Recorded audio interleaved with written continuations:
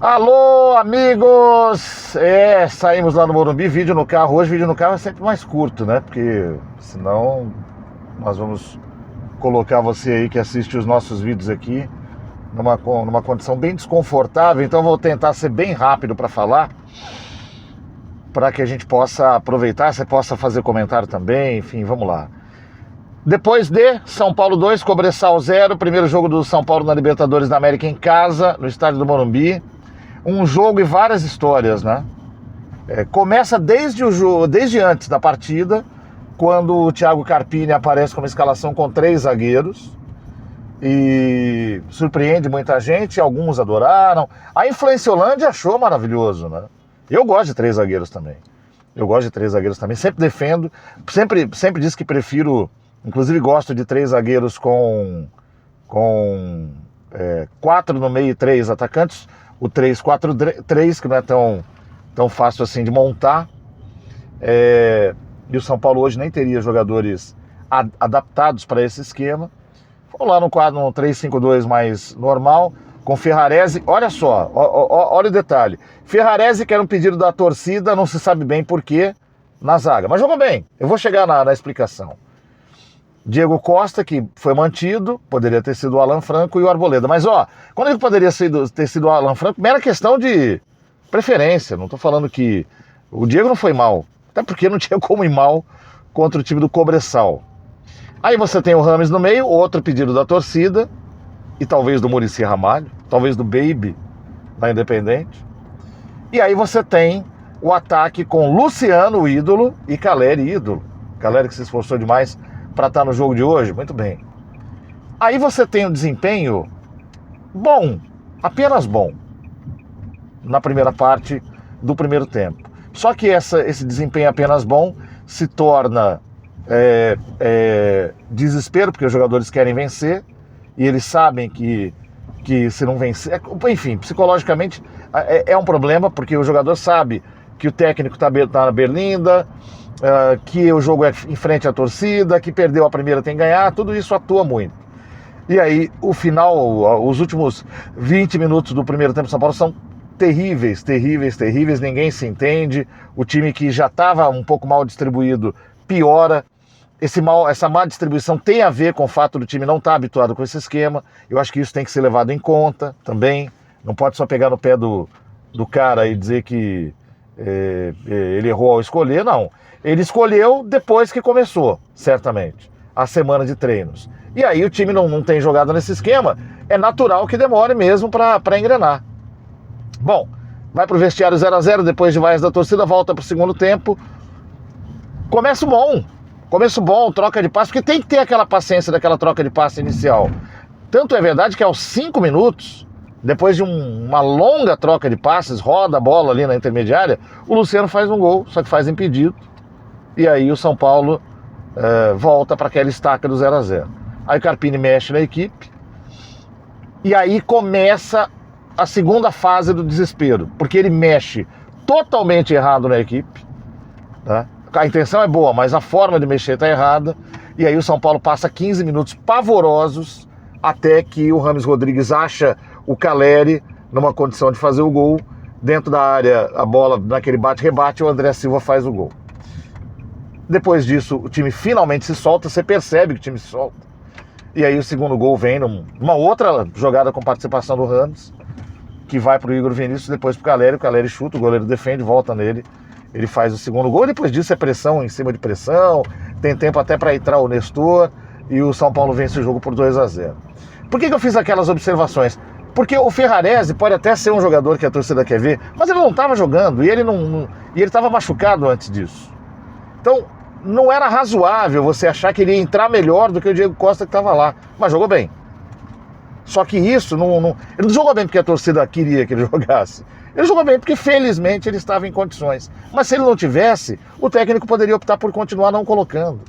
É isso que eu quero dizer. O Rames não joga o jogo inteiro nem na Colômbia. Mas, ok, há pressão, o Carpini sabe que há pressão. Então falou, tem que colocar o cara, colocou o cara. Ele oscilou muito no jogo, ele fez bons lances, com lances bizarros em alguns momentos. No geral foi uma boa atuação, não foi genial, mas foi uma boa atuação. E o ataque é o ídolo com o outro ídolo, né? Vira e mexe a torcida, fala, não, tem que ser o Luciano na frente, não pode que aquele Luciano na última linha. Só que o próprio Luciano saía dali muitas vezes para ir fazer a última linha, batia a cabeça com o Rames no meio. Então você vê que muitas vezes o treinador quer agradar, porque me pareceu isso hoje, que ele quis agradar a torcida que estava reclamando, quis agradar talvez o Muricy, quis agradar talvez... Eu falei do Baby, porque o Baby da Independente fez um manifesto, disse que ia abandonar o técnico, disse que ia no CT essa semana, por isso que eu estou citando ele. Né? E, enfim, outros torcedores também. Estou falando dele nesse sentido, não estou falando que ele chegou lá e escalou os jogadores, mas pode ter dado opinião e pode ter sido, sim, colocado na discussão, por que não? Bom, a fase da desgraça é a seguinte. Claramente o que falhou nesse 3-5-2 foi a opção pelo Michel Araújo do lado esquerdo, não pelo Wellington. O Wellington é um jogador que está um pouco marcado pela torcida, para mim injustamente. Ele jogou mal contra o Tajeres, mas ele tem jogado bem. E ele ficou marcado porque ele fez uma ou outra partida ruim no Paulistão em meio àquela conversa de renovação de contrato. Então, pau no Wellington. Só que quando você precisa de um jogador ali pelo lado esquerdo, o São Paulo ainda não tem um jogador melhor que ele para fazer. E sem ele, o São Paulo perdeu aquele lado. Apesar do 3-5-2, ficou penso, porque o Michel Araújo jogou muito mal. E ele ficou praticamente até o fim do jogo, porque quando foi para substituir, o Carpini poderia, por exemplo, ter tirado um zagueiro. O Cobressal não atacava. Tira um zagueiro para pôr o Galopo. Não, ele colocou o Galopo no lugar do Pablo Maia. Ah, mas estava mal o Pablo Maia. Pô, mas você não precisava de um zagueiro, não, mas você podia manter a dupla de volantes e colocar o Galopo ali. Você ia ter uma força maior no meio campo. O São Paulo começou a perder meio de campo ali e ser até pressionado pelo Cobressal por causa disso. Né? Entrou o André Silva no lugar do Luciano, foi lá para cima. Depois, mais para frente, ele colocou o Eric do lado direito no lugar do Igor Vinícius, que também oscilou bastante, quando ele também poderia ter tirado um zagueiro e mantido o Igor e deixado o Igor e o Eric. E do lado esquerdo, como eu disse, não tirou. Ele tirou o Michel Araújo só no final para colocar o William Gomes, que foi outro pedido da torcida. Não sei se estava lá por convicção dele. E o Nestor que entrou no final, aquele negócio para poder voltar a campo e tal, sentir um pouquinho do que é o Morumbis depois de tanto tempo, enfim. A torcida foi bastante, como é que se pode dizer, dividida, várias emoções, momentos de muito apoio, com momentos de muita crítica. Enfim, é um jogo que não salvou, na minha visão, a cabeça do Carpini. Eu continuo achando, a minha posição é a mesma. Eu acho que a pressão que é feita em cima dele hoje é desmedida, injusta em algum momento. Quando eu digo injusta, não estou dizendo que ele é bom, estou dizendo que a pressão é injusta porque o Carpini foi colocado lá. O Carpini não pediu para estar lá e o Carpini não é um cara do tamanho do São Paulo. E dentro do que ele tem de tamanho, ele tenta fazer o melhor que ele pode. E às vezes consegue, às vezes não consegue. Hoje, no jogo de hoje, foi um montanha-russa. Houve momentos em que funcionou e momentos que não funcionou nada. Mas enfim, eu acho que acaba levando ele para o jogo do sábado. E aí aquela história, se ganhar sábado, mesmo que seja por 1-0, você vai ter que manter mais um pouquinho. Aí vai jogar com o Barcelona, se arranca o empate heróico lá no Equador, vai ficando mais um pouquinho. Aí vai jogar com o Flamengo, se não perder do Flamengo lá no Maracanã, ou não perder de muito, ou perder atacando, cair atirando, vai ficar, você não vai ter motivo para mandar o cara embora. Então assim, de novo, a gente tem que devolver a bola para a diretoria do São Paulo, que errou ao trazer um técnico tão inexperiente, porque colocou sobre os ombros desse técnico uma pressão que ele não pode suportar, que é dirigir o São Paulo, o São Paulo Futebol Clube, estando pela primeira vez na Série A ele, Carpini, num ano em que tem Libertadores da América. É muita coisa. É muita coisa. Agora, ele já tá lá. Eu acho uma sacanagem largar o cara para ele ser atropelado, cara. Então é o seguinte, de novo, a situação está na mão da diretoria do São Paulo. Se fosse para mandar embora depois do Campeonato Paulista, tinha que ser no dia depois do jogo do Novo Horizonte. Não mandou, começa a Libertadores.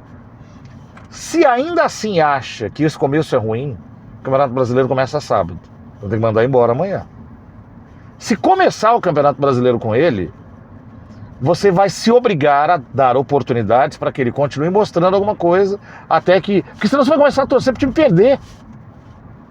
Entendeu? Você vai começar a torcer pro time emendar derrotas para mandar o técnico embora. Isso é doido. Isso não pode ser feito. E outra, né? Quando você vai fazer esse tipo de coisa na loucura, você não sabe quem que você vai pôr no... É o Felipão mesmo que vai pro São Paulo? É o Mano? O Mano agora voltou a ser nome cogitado no Cruzeiro, por causa da saída do Lacarmon. São esses... E se não forem esses dois, aí vem o pessoal, não, tem que trazer o Pedro Martins. O Pedro Martins vai vir. O Crespo vai largar a Arábia para vir. O Zubeldia parece que já se acertou, vai vir. O Arthur Coelho Arthur Coelho, né? Lá do Braga, tá indo pro Botafogo. Tem outro português ainda aí, que alguém falou que eu não lembro agora. Cara, aí você começa de novo a entrar num funil em que, se bobear, você vai pegar o outro novato, que é o Zanardi. Aí não dá, né? Aí você começa a ver os desesperos na internet. O cara fala, não, o Mancini, que ganhou o Campeonato Cearense. Ah, vocês estão de brincadeira, né? Você vier aqui no meu canal dizer que você quer o Mancini no São Paulo, eu vou escrever um comentário pra te xingar. Não, até gosto do Mancini, acho o Mancini um cara corretíssimo. Tá, olha o tamanho do São Paulo. Ó, mas tá lá o Carpini, eu sei, mas o Carpini já tá. Você vai trocar o Carpini pra pôr o Mancini? Tá de brincadeira, né? Tá de brincadeira. O Lisca doido, vocês estão de brincadeira. Vai tirar o Renato do Grêmio? Ah, o Grêmio perdeu, o Renato vai cair. Aí, antes de trazer o Renato, tem que perguntar por que o Renato vai cair, se ele cair. É porque perdeu 2 na Libertadores com o Grêmio, não é? Essas perguntas têm que ser feitas. Perceba o monte de perguntas que você tem que fazer antes de falar o Carpini tem que ir embora hoje. E aí a gente conversa para ver se ele tem que ir mesmo. A arbitragem do jogo muito chata. Essa arbitragem da Conmebol é uma merda.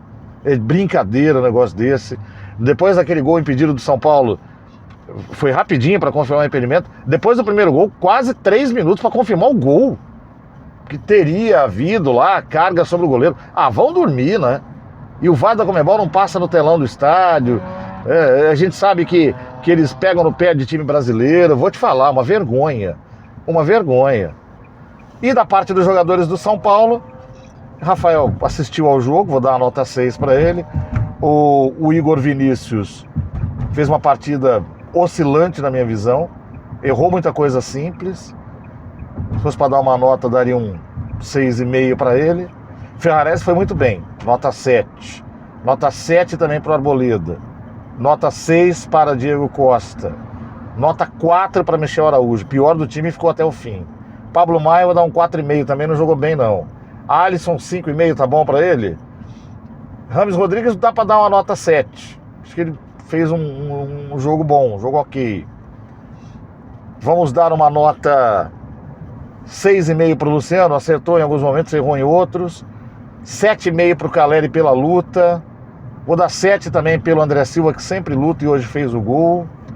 Vamos dar aí uma nota 6,5 para o Galopo, que entrou e se esforçou.